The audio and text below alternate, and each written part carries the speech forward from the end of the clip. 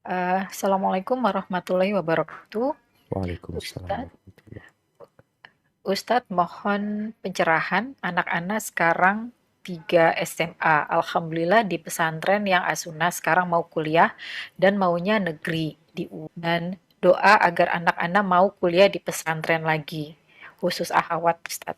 Masya Allah, barakallahu fiik. Ya, dan Afwan Ustadz ini Nah, juga ada terkait dengan apakah ada amalan atau yang perlu diperhatikan khusus untuk anak perempuan Ustadz, karena agak sulit untuk ada pertanyaan lain Ustadz yang terkait gitu.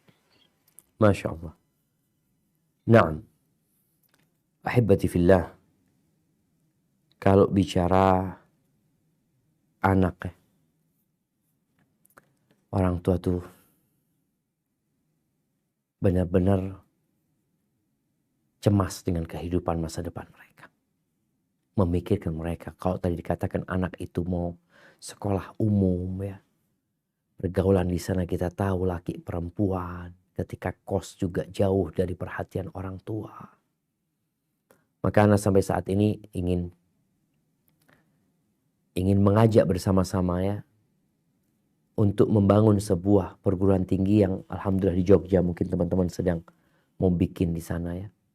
Perguruan tinggi umum, sekolah tinggi umum tapi yang berbasis agama yang benar. Sehingga yang laki bersama yang laki, yang perempuan bersama yang perempuan. Dan mereka mendapatkan bimbingan agama di tempat tersebut. Soalnya kalau enggak akan terus muncul pertanyaan seperti ini. Dia mau kuliah di mana? Ketika dia mau belajar, dia mau jadi dokter, atau dia mau jadi apoteker, atau menjadi hal-hal yang memang kekhususan buat wanita. Membahayakan sekali jemaah. Apalagi tatkala anak itu biasa di pesantren ya, kemudian dia keluar ya, dapat kehidupan yang bebas. Berkumpulnya laki dan perempuan, maka setan akan kerja keras atau nggak terlalu keras kerja dia. Karena yang seperti itu, ya setan sudah punya bahan untuk menyesatkan manusia. Apa yang harus dilakukan orang tua? Ya orang tua perlu memberikan pencerahan kepada anaknya tentang tujuan hidup ini. Apa sih yang dia cari sebenarnya? Kalau dia mencari titel atau dia menginginkan menjadi wanita karir, maka sampaikan kepada dia resiko-resiko yang akan dia dapatkan.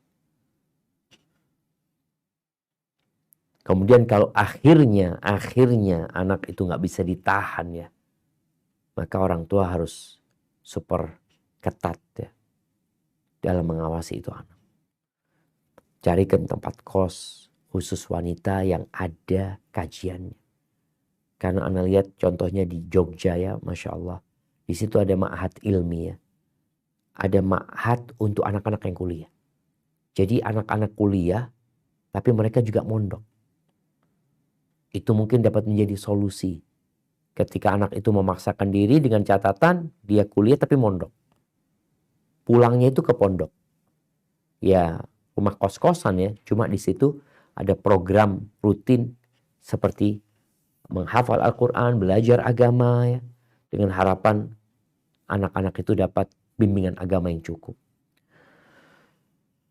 Kemudian kalau bicara doa khusus atau amalan khusus ya, ya tadi doa-doa yang dibaca oleh Nabi Ibrahim. Minta sama Allah Azza wa Jal agar dilembutkan hati anaknya. Kemudian juga perbanyak sodakoh. Memohon kepada Allah Azza wa Jal agar Allah mudahkan urusannya. Jadi perbanyak amal soleh. Kemudian kumpulkan anak kita dengan orang-orang yang seperti dia. Artinya yang seumur dia tapi dia mau belajar di perguruan tinggi agama. Seperti di STD umpamanya di situ ada perguruan tinggi atau ada fakultas khusus buat anak-anak perempuan. Mereka tinggal di asrama yang insya Allah faedahnya akan lebih besar ya. Hada wallahu a'lam bissawab. Barakallahu fiik Ustadz untuk jawabannya. Pertanyaan berikutnya Ustadz. Nah, Assalamualaikum warahmatullahi wabarakatuh. Afwan, mohon izin bertanya, bagaimana cara mengatasi burnout atau kejenuhan luar biasa pada ibu rumah tangga yang sering capek mengurus anak dan terkadang ingin menyerah? Bagaimana cara menjadi seorang ibu yang tegar, kuat, dan sabar menghadapi segala perilaku anak? Syukron wa jazakallah khair, Ustadz. Masya Allah. Nah, kayaknya ini perlu diperdengarkan kepada orang-orang yang beranggapan bahwa ibu rumah tangga itu nggak kerja. Ibu rumah tangga itu nggak ngapa-ngapain. Ibu rumah tangga itu berjuang dan berkorban. Kalau bicara kesenangan ya lebih senang yang kerja di luar. Nggak ribut ngurusin anak. Kerja jadi resepsionis kek. Jadi kasir. Apa tugasnya? Tapi bicara anak yang kerjanya 24 jam. Malam hari anak minta susu ya dibikinin susu. Ketika anak itu masih bayi, masih kecil, bagaimana tengah malam harus dibersihkan karena dia BAB umpamanya. Bagaimana anak itu ketika sudah mulai tumbuh besar, kadang-kala lari keluar bermain yang membahayakan dia. Orang tua harus capek. Anak-anak yang gak nurut sama orang tua. Wallah, perjuangan ibu rumah tangga. Terus bagaimana supaya gak boring menghadapi kejenuhan ya. Maka engkau yang harus menciptakan suasana yang menyenangkan dalam rumah. Yang kedua, orang itu jadi gak bosan karena dia cinta dengan anaknya. Dia cinta dengan pekerjaannya. Kemudian bayangin pahala yang akan dia dapatkan dengan mendidik anak. Bagaimana tatkala dia meninggal dunia, nih anak yang hafal Quran karena bimbingan orang tuanya. Nih anak yang bisa nulis karena bimbingan orang tuanya. Nih anak yang bisa baca Al-Fatihah saja umpamanya. Atau bisa baca yang lainnya. Itu karena bimbingan orang tuanya. Betapa besar pahala yang akan Allah berikan kepadanya. Kalau bicara harapan nanti, anaknya ketika jadi anak yang soleh, akan selalu mendoakan dia. Dan akan jadi kebanggaan buat orang tuanya. Jadi memahami atau meyakini dengan ganjaran, dengan pahala, itu akan membuat orang jadi siap berjuang dan bertahan. Kita sering melihat nelayan berangkat ke tengah laut yang beresiko mereka tenggelam. Tapi mereka lakukan itu. Kenapa? Ikannya besar-besar di sana. Kita melihat ada orang tua yang merantau meninggalkan Indonesia. Di Indonesia sendiri meninggalkan kampungnya. Berangkat ke Jakarta. Kenapa dia betah di situ? Kan dia tahu. Harapan yang besar ada di tempat itu. Maka jadikan anak ini sebagai tempat kesenangan orang tuanya. Dan jangan melihat kepada orang-orang yang hidupnya nyaman. Gak ngurusin anak. Karena itu akan menyebabkan engkau tidak bersyukur. Aduh enaknya fulana ya. Enaknya fulana. Maka berapa banyak perempuan yang sama suaminya disuruh berhenti kerja. Lalu ngurusin anak-anak dia mulai jenuh ini dan itu. Karena kadang-kadang dia ingat atau dia melihat orang yang kayaknya gak secapek dia. Maka lihat kepada yang lebih susah. Insya Allah dia akan bersyukur kepada Allah Azza wa Jalla. Dan perbanyak aktivitas-aktivitas yang bermanfaat di rumah. Ketika memang anaknya masih sedikit, sehingga dia masih banyak bisa beraktivitas banyak yang bermanfaat. Dia bikin ini kayak itu macam-macam. Dengan ilmu yang dia miliki dia dapat memberikan manfaat. Tapi tetap tidak meninggalkan yang menjadi tugas pokok dia. Hadza wallahu a'lam bissawab. Jazakallah khair, Ustadz. Pertanyaan berikutnya, Ustadz. Assalamualaikum warahmatullahi wabarakatuh. Ustadz, Ana pernah berdosa sewaktu muda hingga memiliki anak sebelum menikah. Tapi sekarang alhamdulillah saya dan suami sudah bertobat. Dan sekarang anak Ana yang paling besar itu akan segera menikah. Namun jika harus memakai wali, apakah ini berarti membuka aib yang selama ini sudah ditutup? Karena anak Ana, Masya Allah sangat menjaga diri dan sangat tertutup. Dan calon pendampingnya juga berasal dari keluarga yang sangat islami. Mohon pencerahannya Ustadz. Dan Masya ini Allah. juga uh, ada yang terkait Ustadz, jadi terkait dengan apakah anak yang lahir dari pernikahan yang tidak sah juga statusnya sama dan menjadi amanah bagi orang tua kandungnya dan apakah masih bisa bermanfaat untuk nanti di akhirat bagi kedua orang tuanya Ustadz. Barakallah fiik. Ya, jamaah. Man taba taballah alaih. Barang siapa yang bertobat, niscaya Allah akan menerima tobatnya. Bagaimana dengan anak hasil zina? Masalah ini memang ada perselisihan pendapat di antara para ulama. Pendapat yang pertama, anak itu dinasabkan kepada ibunya. Tidak dapat dinasabkan kepada bapaknya. Sehingga kalau dia anak perempuan yang menikahkan adalah wali hakim. Itu yang pertama. Dan ini pendapat jumhur ulama. Memang ada satu pendapat lainnya. Sebagian kecil ulama berpendapat kalau bapak biologisnya mengakui dia anaknya, maka itu dapat dinasabkan kepada bapak biologisnya. Kalau memang dia tahu itu perempuan tidak berzina kecuali sama dia dan dia mengakui itu adalah anak dia. Namun pendapat yang kedua ini tadi pendapat sebagian kecil ulama. Baik, berdasarkan pendapat yang pertama, ketika dia nggak bisa dinasabkan kepada bapaknya, berarti nasabnya ikut ibunya. Maka nanti yang menikahkan adalah hakim. Jadi bagaimana menutupi aib itu supaya tidak ketahuan dengan masyarakat? Maka nikahkan di KUA saja. Nanti walimahnya aja yang di depan orang banyak. Bagaimana dengan kondisi keluarga dari calon mempelai? Ya, mungkin yang perlu disampaikan adalah calon mempelainya, bukan keluarga besarnya. Calon mempelainya sampaikan kepada dia sehingga dia siap menerima hal itu. Dan insya Allah kalau mereka melihat sudah baik-baik ya, artinya memang tadi dikatakan keluarga yang sangat islami, yang sangat berpegang teguh dengan agama, ya anak itu nggak punya dosa. Jadi semoga tetap bisa dijaga.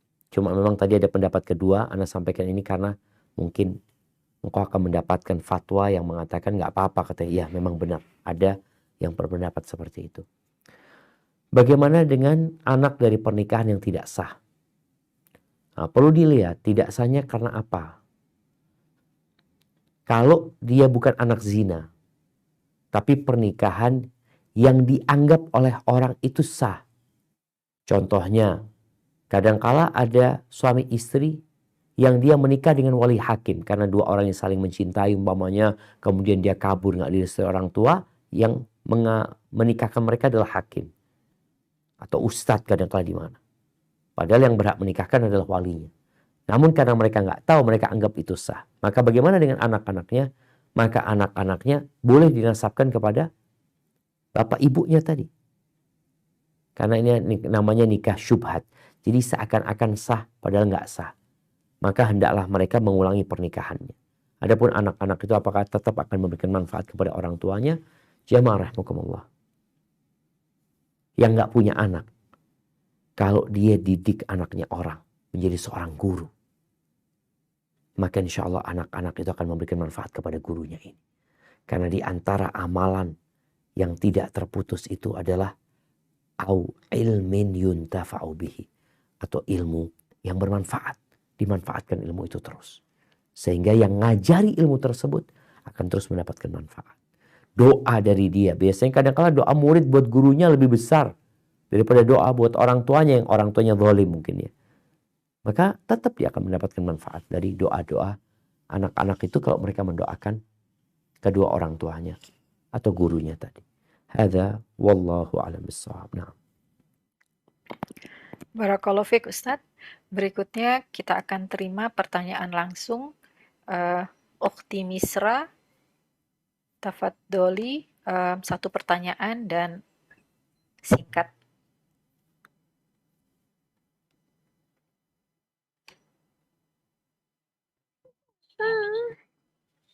Assalamualaikum warahmatullahi wabarakatuh, Ustazah. Waalaikumsalam warahmatullahi wabarakatuh.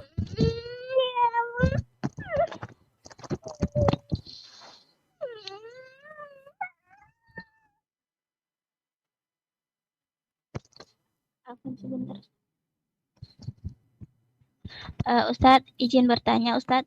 Nah, Ana punya kakak, anaknya itu tidak mau ikut tinggal bersama kedua orang tuanya di kampung ayahnya karena dia dekat sekali dengan neneknya, dengan ibu Ana. Lalu ketika diajak untuk pulang, anaknya ini selalu dibohongi untuk pulang. Kemudian ketika orang tuanya ini qadarullah jauh sekali dari pendidikan dan agama. Mereka itu selalu berkata bohong kepada anaknya dan memberi kebebasan kepada anaknya untuk bermain HP. Lalu apakah boleh Ustadz Ana dan Ibu Ana untuk mengajaknya tinggal bersama Ibu Ana dan sekolah bersama Ibu Ana? Anaknya ini umur 5 tahun Ustadz. Masya Allah, barakallahu fiik. Wah, fikir Ustaz. Jazakallahu khairan. Nah, ahibati fillah. Kalau bicara apakah boleh mengajak anak tersebut, ya. Di sini tergantung kepada orang tua dari anak tersebut. Kalau dikatakan anak itu ikut sama neneknya, ikut sama bibinya, tapi kita tahu anak itu bukan anak mereka. Yang lebih berhak adalah orang tuanya. Alasan apapun ya, tadi disebutkan orang tuanya kayak gini macam-macam, dan itu akan berbahaya dengan anaknya, maka alasan ini menjadi apa ya? Menjadi motivasi yang lebih kuat lagi buat bibi dan pamannya dan neneknya ini untuk meminta anak tuh biar dirawat di sana. Jadi nggak ada masalah sebenarnya. Kalau dikatakan tadi memohon kepada bapak kandungnya, ibu kandungnya agar anak itu tetap bisa bersama mereka. Dan nanti kalau anak itu sudah besar, silahkan kalau mau dibawa ya. Karena memang anak itu kalau sudah bisa milih, nanti diperbolehkan dia milih. Afwan, ini tadi orang tuanya bercerai memang.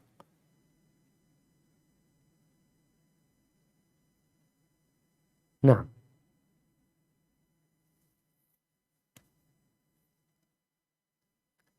tidak Ustaz, orang tuanya tidak bercerai. Jadi memang dititipkan ke neneknya. Tidak Ustaz, biasanya ibunya ini suka pindah-pindah, kadang sebulan di rumah orang tua, sebulan ikut suaminya begitu Ustaz. Jadi kalau misalnya dia akan disekolahkan oleh ayahnya di kampungnya, takutnya nanti nggak kondusif Ustaz. Iya, nggak ada masalah sebenarnya tadi, tapi kan meminta kan, memohon kepada orang tuanya. Memohon kepada orang tuanya, sampaikan dengan alasan-alasan yang menyenangkan orang tuanya. Udahlah, biar di sini aja, biar engkau nggak kerepotan, mungkin nanti pindah lagi ini dan itu, biar anak itu sekolah di sana. Jadi insya Allah nggak ada masalah apabila dengan izin orang tuanya. Hada wallahu a'lam bissawab. Nah. Barakallahu fiik Ustaz. Ya, pertanyaan berikutnya Ustaz. Saya akan persilahkan dulu untuk yang bertanya langsung. Afwan, Ukti Jihan, satu pertanyaan dan singkat.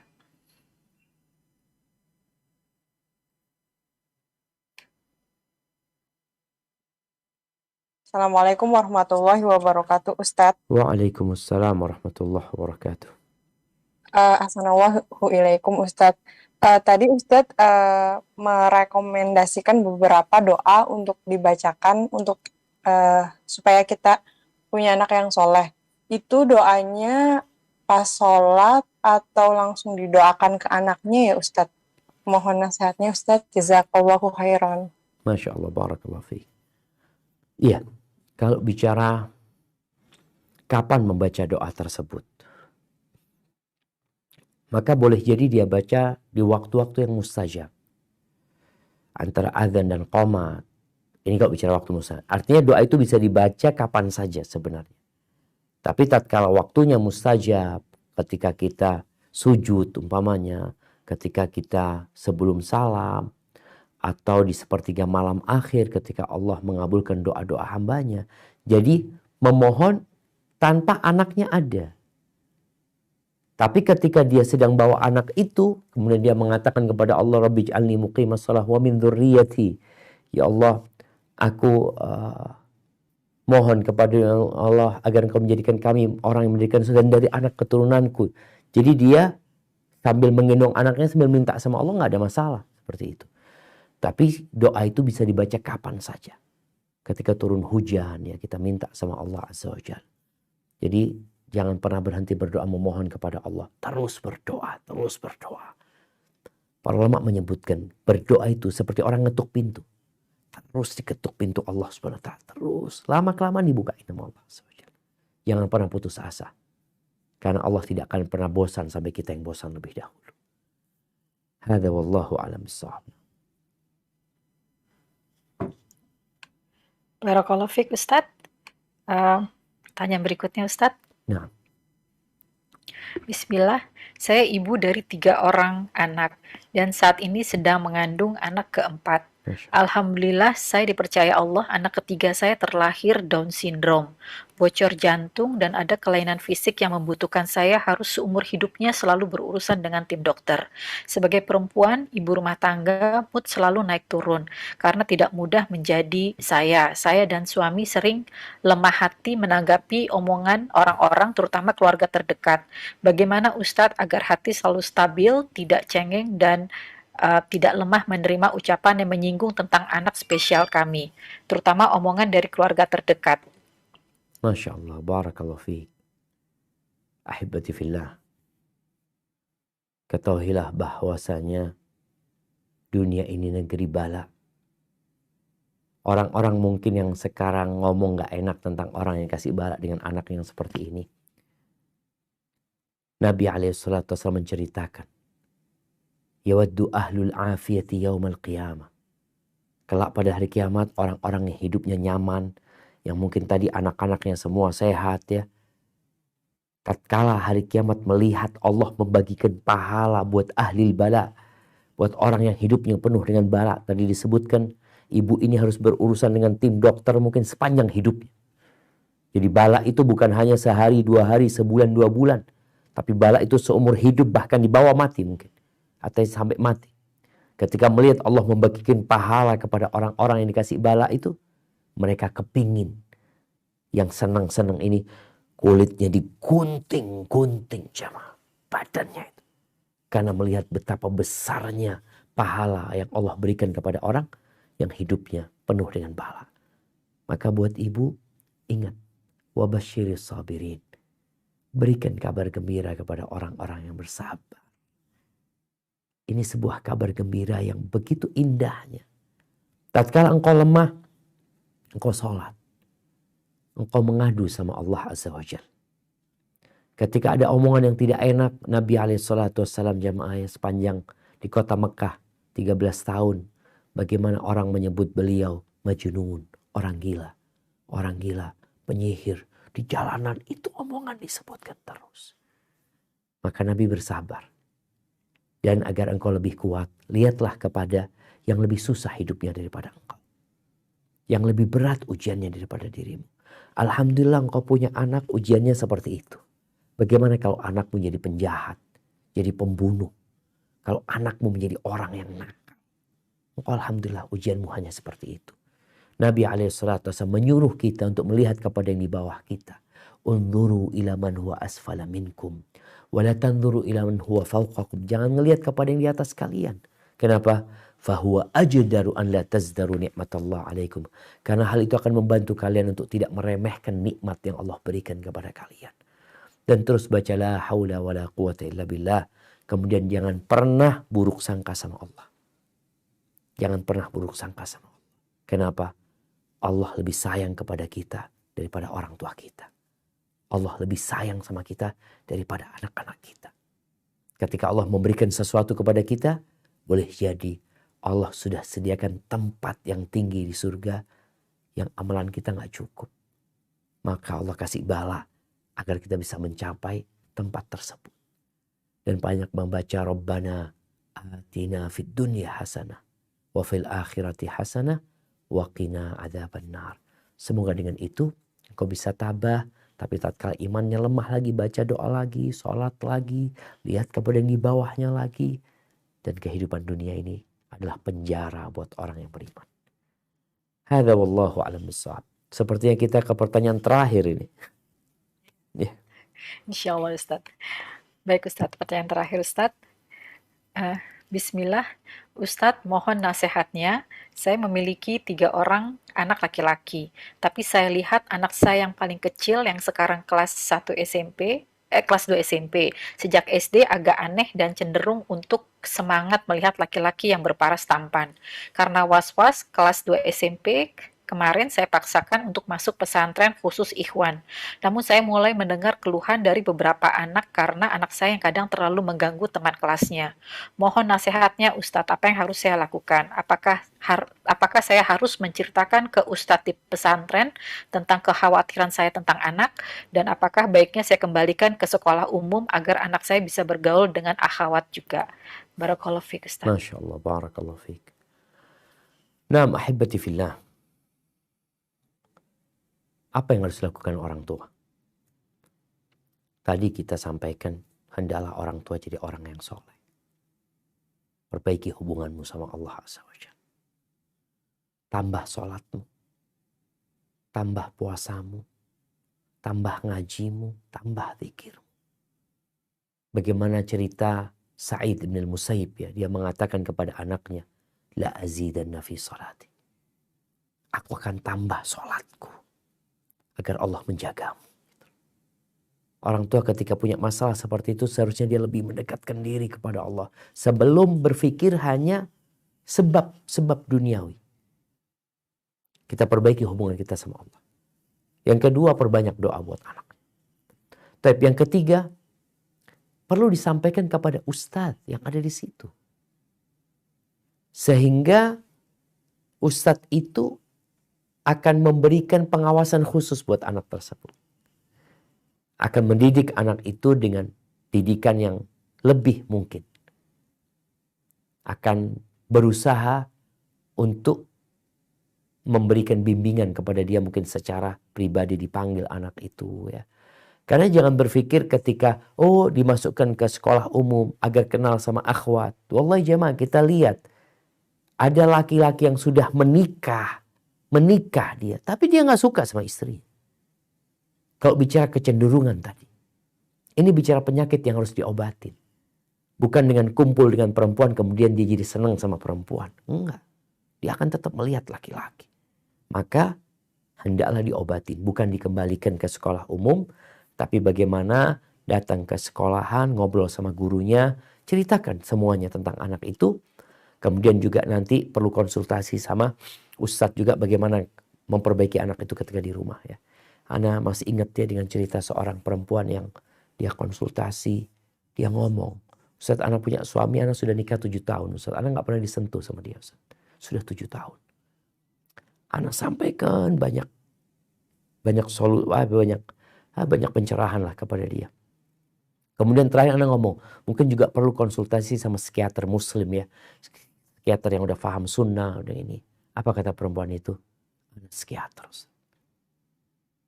Tapi dia 7 tahun melihat suaminya kayak gitu dan udah berusaha gak bisa. Maka tadi kuatkan permohonan sama Allah. Jaga doa-doa kita buat anak kita. Sambil terus tadi usaha tetap dilakukan.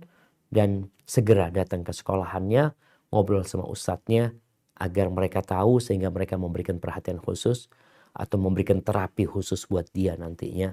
Sehingga penyakit itu Allah sembuhkan.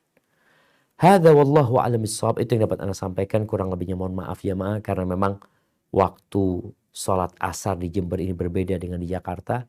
Kalau nggak salah kita di sini jam 12-an ya. Ini sudah adzan di sini. Anda kembalikan ke moderator. Jazakillah khairan.